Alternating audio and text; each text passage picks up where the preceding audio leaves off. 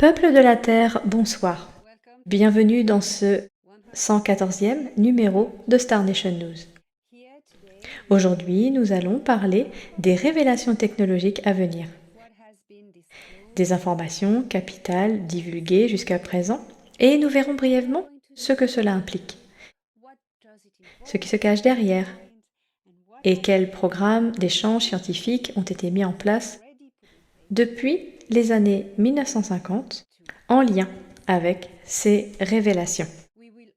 Nous allons également nous pencher sur l'identité de ces mantides, ces extraterrestres qui ont collaboré avec les gris, mais aussi avec les factions bienveillantes du gouvernement. Qui sont-elles? De quel côté sont-elles? Vous trouverez toutes ces informations, et bien plus encore, dans ce Star Nation News cette semaine. Attachez vos ceintures et... Engage.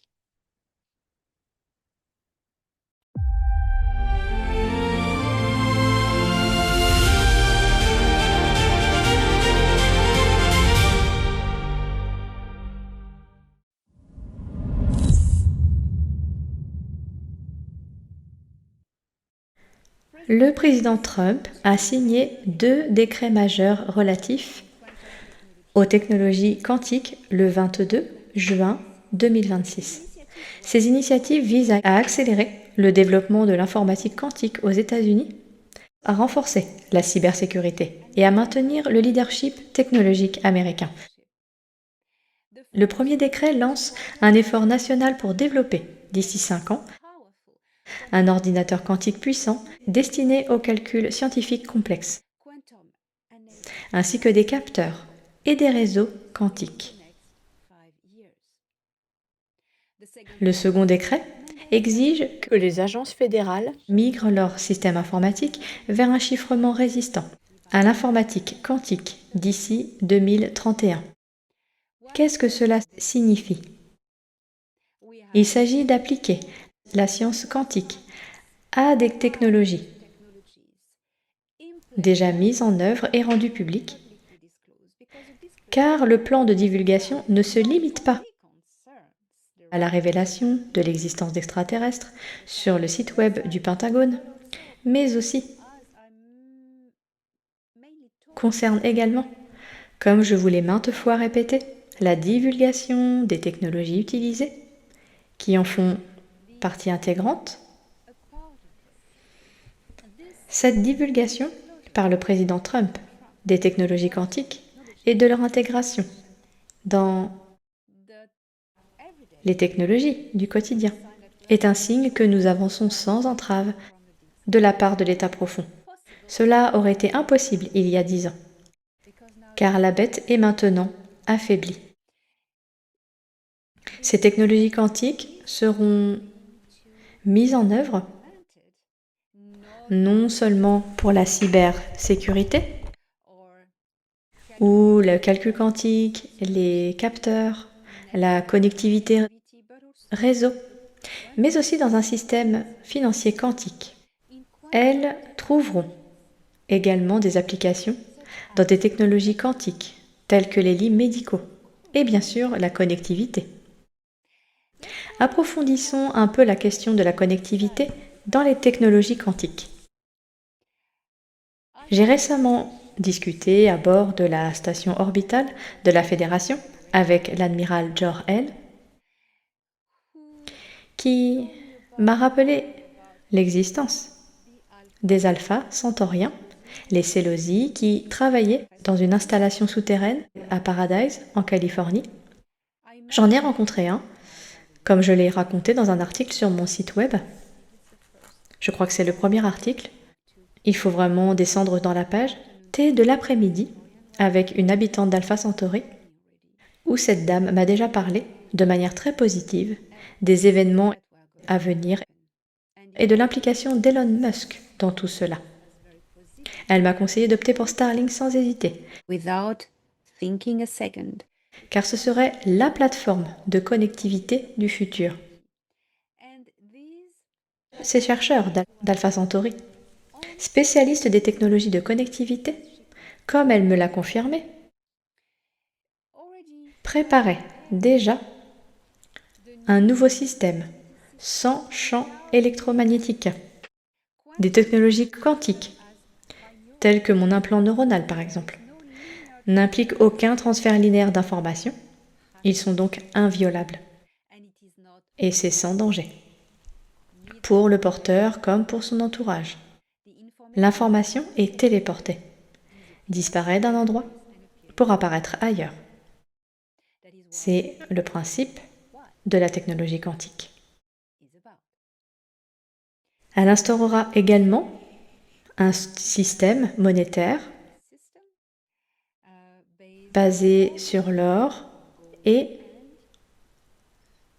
le platine. Le mystère est enfin levé. Comme on me l'a toujours dit, c'est un métal qui ressemble à de l'argent. Et maintenant, je peux vous révéler qu'il s'agit de platine. Ce qui vous rappellera Star Trek. Star Trek et plus particulièrement Deep Space Nine, qui est une série qui révèle des révélations essentielles, notamment l'importance du platine. L'or, la platine. L'or, le platine. Regardez Deep Space Nine avec notre cher Quark et vous serez au courant de ces révélations. Il le savait déjà, Gene Roddenberry le savait déjà. On lui avait parlé de l'avenir. C'est pourquoi Star Trek dévoile des informations sur le futur. Le gouvernement américain a également révélé l'existence d'armes à énergie dirigée. L'information provient du Pentagone. Le 25 juin 2026, le secrétaire américain à la guerre a déclaré que le Pentagone envisageait d'acquérir des dizaines de centaines d'armes à énergie dirigée dans les années à venir. Il s'agit de la première mention officielle de ces armes. Le Pentagone a expliqué que ces technologies permettent de projeter de l'énergie concentrée à la vitesse de la lumière. Il s'agit d'une extension des technologies Tesla, offrant la possibilité de transporter l'énergie d'un point A à un point B sans recourir à une ogive conventionnelle. Les armes conventionnelles produisent une explosion, contrairement aux armes à énergie dirigée. Au lieu d'utiliser un mode de transmission classique, les armes à énergie dirigée transmettent la force explosive d'un point A à un point B sans fil par rayonnement. C'est l'une des méthodes d'utilisation des armes à énergie dirigée, un terme générique très vaste. L'éventail de toutes ces technologies est très large. Elles utilisent la fréquence, le laser, différentes fréquences électromagnétiques. C'est une technologie vraiment très inquiétante. C'est un arsenal varié et il semble presque impossible de s'en défendre. J'ai été victime d'armes à énergie dirigée à de nombreuses reprises dans ma vie. Et je dois dire que c'est terrifiant. J'ai heureusement été protégée par la Fédération Galactique des Mondes qui m'a mis à l'abri d'une manière que je ne peux décrire pour des raisons de sécurité, que vous comprenez. J'ai reçu un coup, mais pas l'impact lui-même. J'ai ressenti une onde de choc, mais pas l'impact direct sur ma peau. C'était terrifiant et j'ai frôlé la mort à plusieurs reprises. Ils voulaient m'abattre. Ils ne peuvent pas me toucher avec des armes à énergie. Ils ont essayé. Vous savez, ils tentent des campagnes de diffamation pour nuire à notre réputation. Mais c'est une autre histoire. Le secrétaire Exed a annoncé que le premier test important du dôme d'or pour l'Amérique, ce projet colossal, a été un succès et que l'énergie directe a été canalisée grâce à la technologie de dôme pour neutraliser les menaces entrantes. Ils peuvent effectivement construire des structures intégrant cette technologie d'armes à énergie dirigée.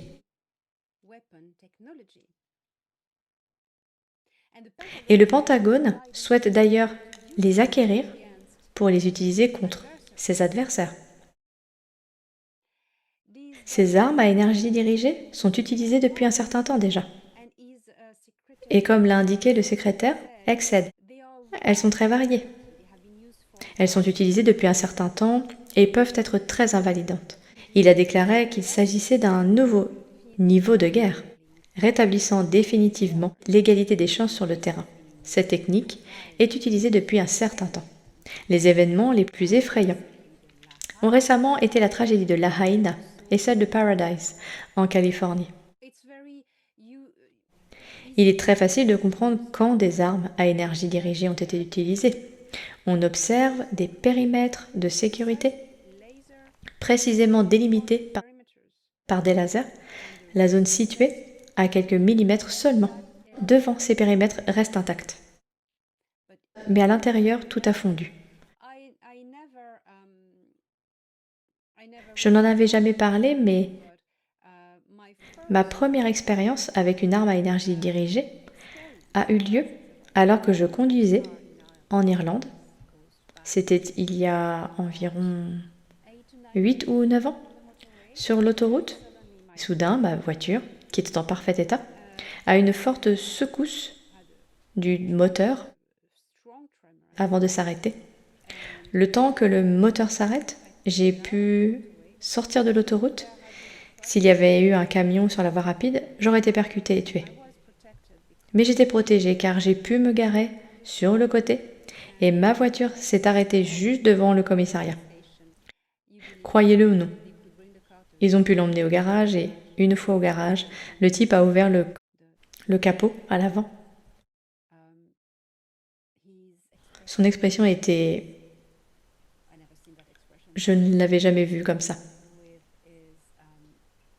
Et avec son accent typique de Cork, il m'a dit, comme je ne voyais rien, j'étais assise dans la voiture, le capot ouvert, je ne pouvais donc pas voir son visage de profil et il était complètement abasourdi. Il a dit, ça a fondu. Quoi a fondu? Il a dit, le moteur, tout. Ça a tout simplement fondu. J'y suis allée, comment ça a fondu? La chaleur. J'ai dit, comment ça a fondu? C'est comme, c'est l'Irlande. Il ne peut pas faire si chaud. Il m'a dit, sortez et venez voir. Je me suis retournée et oui, tout l'intérieur du moteur était liquide, comme fondu. C'était bien réel. Le métal du moteur avait fondu comme de la crème, comme si c'était solidifié, comme du beurre solidifié. Le moteur s'était soudainement transformé en beurre, mais la structure de la voiture était intacte. Intacte. Câble, plastique. Parce que la chaleur dégagée, pour qu'un moteur entier fonde comme de la crème, comme du beurre, est colossale. Il aurait donc dû faire fondre le plastique environnant. Et ça n'a pas marché. C'est donc une arme à énergie dirigée. J'ai subi de nombreuses autres agressions personnelles. Et je dois dire que quand on sent cette aiguille pointée sur son cœur, on a envie de courir partout, comme un fou. Elle est comme ancrée en soi. C'est terrifiant et douloureux. Revenons donc à ces révélations. Ces armes sont tombées entre les mains de nombreuses factions et ont été utilisées sans aucun contrôle. Le département de la guerre a menti à ce sujet pendant des années. Et cette année, ce même ministère de la guerre a déclaré posséder des armes à énergie dirigée et en développé la production. Pendant toutes ces années, ils ont fait comme si ils ne possédaient pas ce type de technologie. Eh bien, ils l'ont admis maintenant, aujourd'hui. Nous allons parler de guerre énergétique. Si vous entourez quelque chose d'un champ d'énergie, les possibilités sont terrifiantes. Et le gouvernement le savait depuis le début.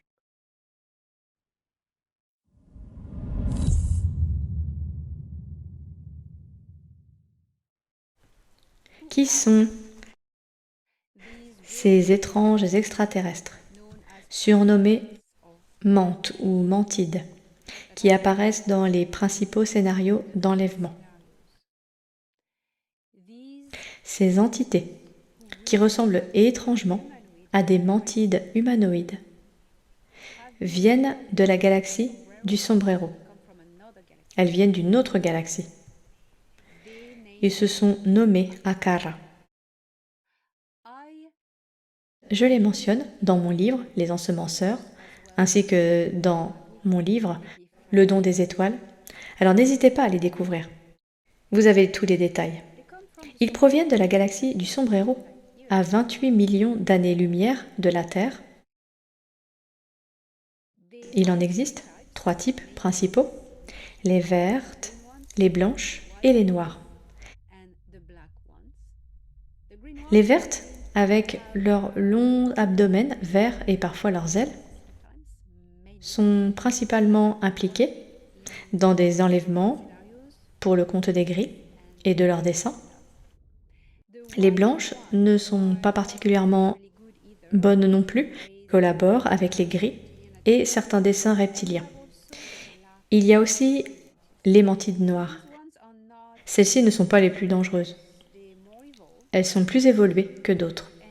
Ils sont à l'origine d'un groupe d'ensemencement qui s'est rendu sur Mars et y a introduit différentes espèces d'insectoïdes. Ainsi, tous les insectoïdes martiens, les insectoïdes tigre-roux, ne sont pas tous des Akara. Ils sont aussi des Achai. Les Achai sont un peuple de fourmis originaires d'une autre galaxie.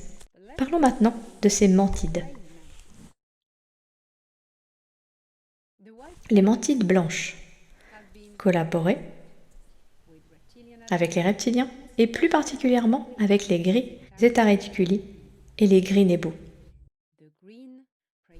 Les mantides vertes que l'on voit aussi dans les scénarios d'enlèvement possèdent des yeux fendus, très caractéristiques, parfois avec une pupille semblable à celle d'un reptile. Une autre espèce avec des yeux en forme de mouche avec des facettes réfléchissantes, mais c'est plus rare. Alors, qui sont-elles vraiment? Pour qui travaillent-elles? Bon, on les a vues dans des scénarios d'enlèvement.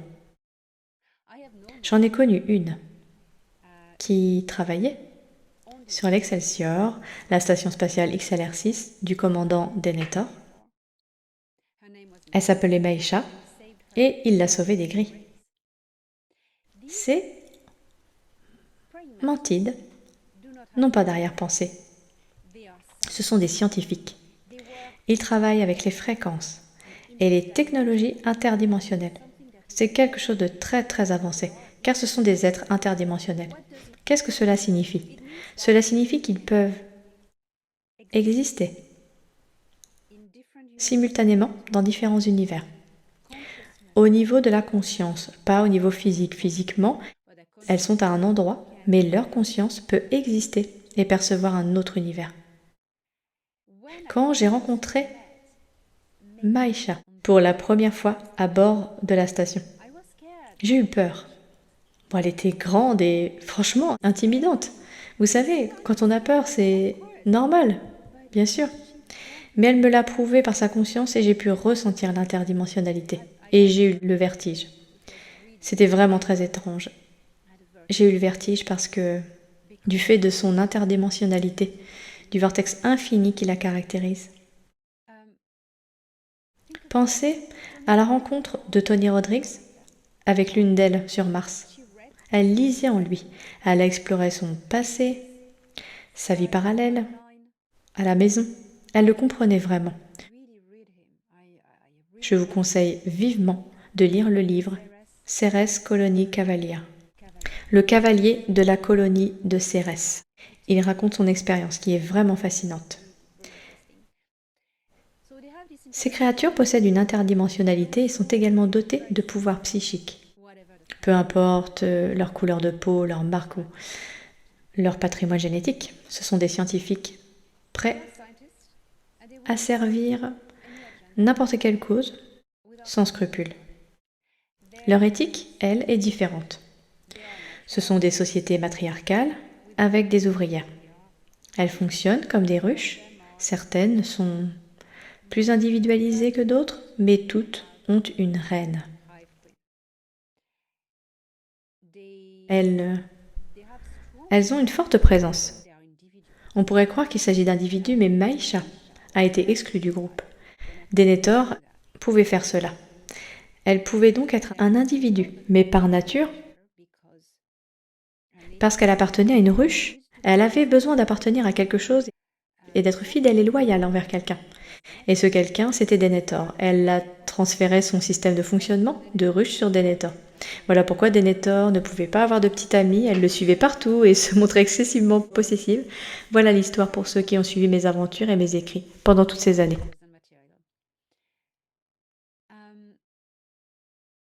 Parlons donc des enlèvements. Les mantides Akara travailleraient pour quiconque leur aurait permis de participer à des expériences génétiques, car c'est leur nature. Elles n'ont aucune éthique, ce qui est à la fois bon ou pas. Leur seul but, c'est la science. Étudier, expérimenter, découvrir. C'est tout ce qui compte, la curiosité. Elles ne sont pas humaines. Elles ne pensent pas, comme les humains, que c'est bon ou pas. Elles ne pensent pas de cette façon. Mais elles ont un atout. Elles peuvent tromper votre esprit. Elles peuvent vous hypnotiser. Elles peuvent créer une illusion totale d'un environnement holographique. Et les personnages peuvent même se déguiser, faisant croire que vous êtes un holodeck, vivant une autre expérience. Elles en sont capables. Et elles vous diront quelque chose qui vous fera perdre votre méfiance, votre prudence.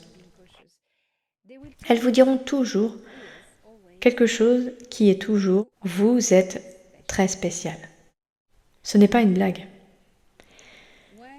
Imaginez une situation d'enlèvement. Un extraterrestre, quelle que soit son espèce, vous dit que vous êtes différent. Vous êtes très spécial. Un super starseed, un super héros, meilleur que tous les autres, doté de super pouvoirs uniques. Il y a anguille sous roche, une mantide qui manipule votre esprit pour obtenir votre consentement pour des expériences. Et lorsque ces mantides, les Akara, travaillent pour des races méprisables comme les gris ou les reptiliens, ces illusions deviennent un outil pour les gris. Ils utilisaient les Akara, les employaient, les recrutaient pour créer tout un scénario illusoire autour de vous, afin de vous manipuler, de vous conditionner et de vous utiliser comme un instrument de manipulation, un outil, pour un objectif, un agenda. Vous croirez alors, sans l'ombre d'un doute, que l'illusion est réelle, mais elle ne l'est pas. Alors si certains d'entre vous ont déjà rencontré une mantide, c'est elle qui vous a dit que vous étiez très spécial. Vous devriez reconsidérer votre point de vue, toute l'histoire, et vous dire « Je vois clair dans le jeu. Je l'ai mis à jour. Je me suis fait avoir. Et c'est la dernière fois. » Ensuite, cherchez la programmation, car il y en a une. Il y en a une. Ces mantides Akara agissent ainsi par curiosité et par jeu aussi. Oui, pour étudier la conscience humaine. Vous savez. Et les gris utilisaient cela à leur propre fin. Elles ne sont pas mauvaises, les mantides ne sont pas de mauvaises créatures. Elles sont simplement différentes. Je sais que je suis plus habituée à rencontrer des cultures et des mentalités différentes.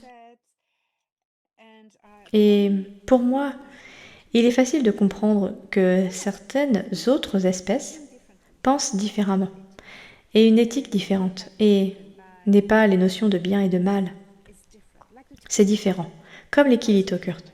Je suis fascinée par les Kilitokurt. Je n'en ai toujours pas rencontré. Toran, promets-le-moi. Mais vous savez, c'est très intéressant à propos des mantides Akara. C'est ce que je voulais souligner. Ce ne sont pas des êtres négatifs, elles n'ont simplement pas la même éthique que les humains. Elles sont très territoriales. Ils forment une conscience collective, de ruche. Et si lors d'une abduction, vous rencontriez quelqu'un qui vous disait que vous étiez très spécial, ou un extraterrestre, vous le disant aussi, il s'agissait d'une illusion. Car les Akara étaient derrière ça. Car aucun extraterrestre bienveillant ne vous dira que vous êtes meilleur que les autres. Ces civilisations avancées, comme celle de la Fédération Galactique des Mondes, encouragent chacun à évoluer à sa manière, à exercer sa souveraineté, convaincu qu'il n'y a personne au-dessus de personne, que nous sommes tous égaux dans le grand cycle de l'évolution. La Fédération Galactique des Mondes ne révèle jamais à personne que vous êtes très spécial. Non, non, non, non. C'est une ruse utilisée par les autres. J'espère que cela vous a été utile et apporté de nombreuses réponses et peut-être aussi de nouvelles questions. Maintenant, peuple de la Terre, j'espère que vous êtes désormais mieux informés et capables de comprendre les multiples facettes du processus de révélation.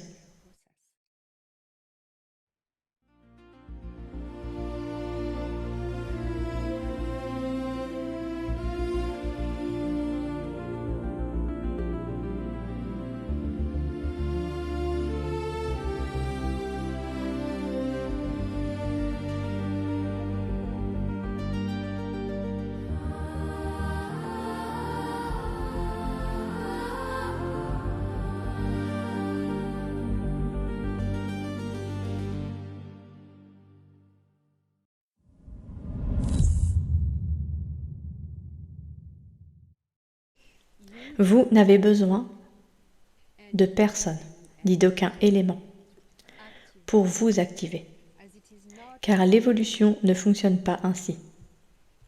Pour parachever votre grand éveil, qui mène à la conscience et à l'incarnation de votre véritable nature, vous devez vivre ce cheminement et accomplir ce travail par vous-même. Il n'y a pas d'autre solution, car elle repose sur un mécanisme interne que vous seul pouvez actionner. La chenille ne peut achever sa métamorphose en papillon. Aucun événement ne peut la réaliser à sa place. Il faut se transformer en chrysalide et agir de l'intérieur. Comptez sur quelqu'un d'autre pour le faire à votre place et vouez à l'échec. Peu importe ce qu'on vous dit, peu importe ce qu'on vous vend, seul le processus intérieur compte. Seul votre processus intérieur compte. Si vous ne traversez pas votre propre nuit noire de l'âme, si vous ne guérissez pas vos blessures, si vous n'opérez pas pour une transmutation alchimique, telle la chenille se transformant en papillon, vous n'atteindrez pas un niveau de conscience supérieur. On vous dira que c'est fait. Vous ne verrez aucune différence. La seule différence se trouvera sur votre compte bancaire. Les personnes qui vous proposent de le faire contre rémunération sont des escrocs. Et ils exploitent la crédulité des gens. Ils vendent des kits et des formations d'activation. C'est abuser de l'innocence et de la crédulité des gens. Et de toute façon, ça ne marche pas. Ne laissez personne manipuler votre champ énergétique, vos chakras, etc. Ils demandent votre consentement. Et peu importe la quantité d'amour, de lumière, de discours, de blabla, de téléchargement et autres inepties, ne vous laissez pas berner. Ce n'est pas parce que c'est étiqueté lumière que c'est merveilleux. Ce ne sont que des mots, des étiquettes. On peut vous vendre du poison en le faisant passer pour un médicament, n'est-ce pas ? C'est la même pour la Fédération Galactique de la Lumière. Comme je vous l'ai toujours dit, elle n'existe pas. Certaines personnes ont utilisé la lumière sans connaître son vrai nom, le nom de la Fédération Galactique des Mondes, car on leur avait parlé de la Fédération Galactique de la Lumière, et elles ignoraient l'existence de la Fédération Galactique des Mondes. Elles pensent que c'est la même chose. Non, ce n'est pas le cas. Ça n'a jamais été le cas. Ce n'a jamais été le cas, comme je vous l'ai répété dans toutes mes vidéos depuis le début et dans mes livres, la Fédération Galactique de la Lumière, l'équipe de Lumière, tout ce qui a attrait à la lumière. C'est de la fausse lumière. Une fausse lumière destinée à attirer les gens. Il n'y a rien de plus. La Fédération Galactique des Mondes, c'est une fédération, une alliance de culture à l'échelle galactique. Elle n'utilisera jamais le mot lumière. Même si elle œuvre pour la lumière, vous comprenez? Alors soyez très prudents avec ce terme. Un autre aspect inquiétant est que certains de ces escrocs qui vous vendent des kits d'activation cherchent à accéder à votre fréquence ADN génétique. Et ce sont, la plupart du temps, des hybrides gris ou des personnes programmées dans le cadre du projet MK Ultra. Bien sûr. Ils veulent votre âme. Ne signez pas. La seule voie vers le haut est intérieure. Elle est intérieure. Et non extérieure. Il y a aussi les soi-disant codes lumineux qui relèvent soit du fantasme New Age, soit de programmes à télécharger et à installer soi-même. C'est effrayant, non? Refusez catégoriquement. N'installez pas ces programmes. Vous ignorez d'où ils viennent. Qui tire les ficelles? Ces opérations sont conçues pour vous empêcher de trouver votre propre force, pour vous distraire de la découverte de votre force intérieure, pour détourner votre éveil et pour vous déposséder de votre pouvoir et de votre souveraineté.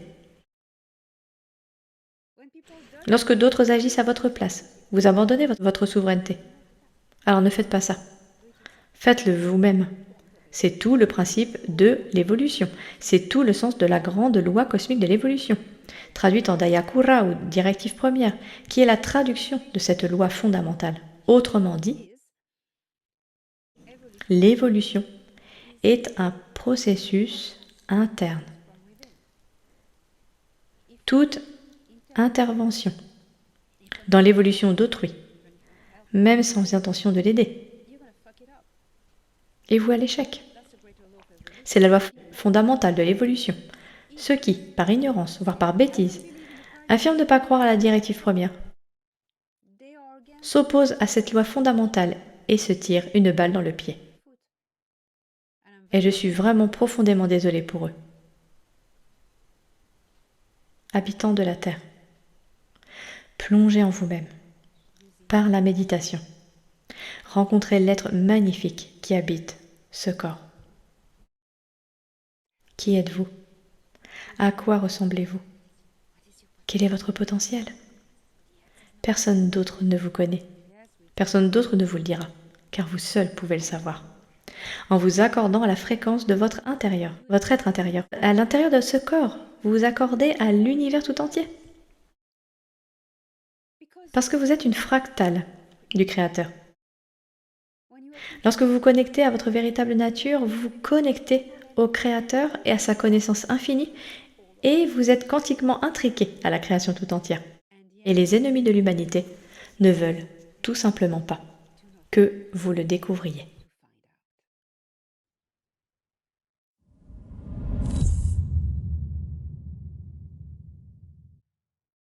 Le livre The Seeders, les ensemenceurs en anglais, est désormais disponible en livre audio. Suivez ce lien sur mon site web, sur la page de l'auteur, The Seeders. Faites défiler un peu pour trouver le livre audio. J'en suis donc très très contente. C'est une entreprise qui a réalisé cela. Ce n'est pas de l'intelligence artificielle, c'est une femme Lady qui lit ce texte et elle parle un anglais bien meilleur que le mien. J'ai donc payé pour cela. Et maintenant, c'est pour vous. Alors, allez-y, allez-y. L'espoir n'attend pas. L'espoir se manifeste. L'espoir est un état d'être. being. L'espoir n'est pas une attente passive. Je crois que ça va arriver. Non, j'espère. Je le sais. cela arrivera. Je vais faire en sorte que cela se produise. J'en suis convaincue. J'intègre la réalité de cette connaissance dans le futur. De A à B. Technologie de la conscience quantique. Technology. Una vous l'a dit une fois, je ne sais pas si vous vous en souvenez. Una, ma sœur altéenne, et homologue émissaire dans la Confédération intergalactique, a dit qu'un jour les humains découvriraient que la plus grande technologie de l'univers est la conscience.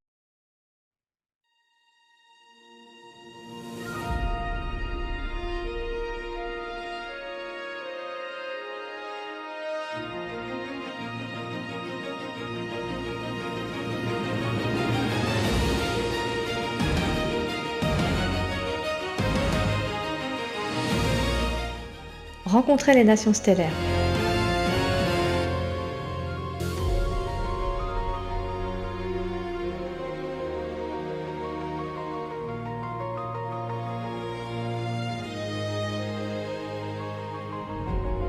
Analyzing data. Constellation Cetus, système stellaire Asari 3 Ceti, planète Orgona, culture Al-Gruu Al-IX. Les Al-Gruu Al-IX proviennent d'un système stellaire visible près de l'étoile Deneb Kaitos Shemali, ou Iota Ceti. 3 Ceti est une étoile située à environ 2100 années-lumière de la Terre. C'est une étoile aux teintes orangées, étoile gigantesque, classée comme supergéante de type K. Ils l'ont nommée Asari et Orgona est leur planète. Ils ne sont pas très nombreux et vivent uniquement sur cette planète de leur système, dotée d'une atmosphère gazeuse, très dense, qui ressemble à une vapeur bleu grisâtre. Très humide. Orgona ressemblait à une forêt tropicale humide. La lumière y était tamisée par leur étoile et l'atmosphère dense et épaisse. Mesure environ 1,80 m et avait une apparence reptilienne. Il s'agit d'une race très ancienne, un peuple sage et paisible dont l'espérance de vie peut atteindre 350 ans. Bien qu'on les confonde souvent avec des reptiliens, ils ne partagent rien avec eux, si ce n'est leur apparence. Cette espèce compte 8 genres et tous sont capables de se reproduire par contact sexuel, quel que soit le partenaire. Les Al-Gruu Al-X sont généralement pacifistes et respectueux des règles. Ils sont membres de la Fédération galactique des mondes. Ayant refusé de s'impliquer dans les guerres lyriennes, ne voulant pas risquer l'existence de leur espèce, ils se sont retirés de toute activité diplomatique pendant une longue période, jusqu'à ce que la Fédération galactique des mondes accepte leur demande d'adhésion. Cela leur procure des avantages économiques et technologiques, ainsi qu'une protection et un sentiment d'appartenance à une communauté. Ils voyagent peu car ils ont besoin d'un environnement de survie gazeux, humide, qu'il faut recréer à bord de leur vaisseau. La sécheresse, et surtout les rayons du soleil, peuvent leur être fatales, en desséchant gravement leur peau. Leurs visites sur Terre n'ont pour seul but que la curiosité scientifique. Ils possèdent de magnifiques vaisseaux faits de lumière pure, de forme ovoïde et verticale. Cette technologie a été développée par leurs ancêtres il y a très longtemps, au contact d'une autre civilisation très ancienne, nommée les architectes. Mais ce savoir a été perdu. Ils savent seulement comment concentrer la lumière en une forme cristalline solide.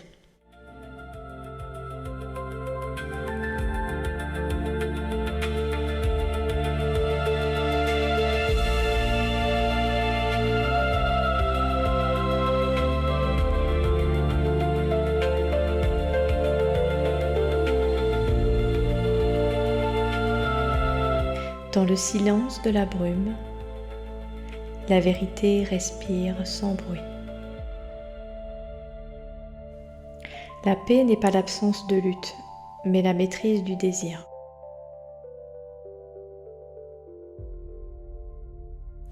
La lumière que nous forgeons en nous dure plus longtemps que les feux de la guerre.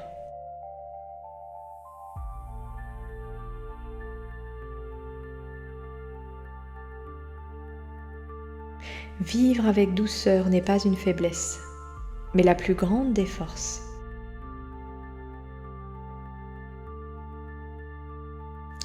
Car seul un esprit calme peut façonner la lumière en une forme.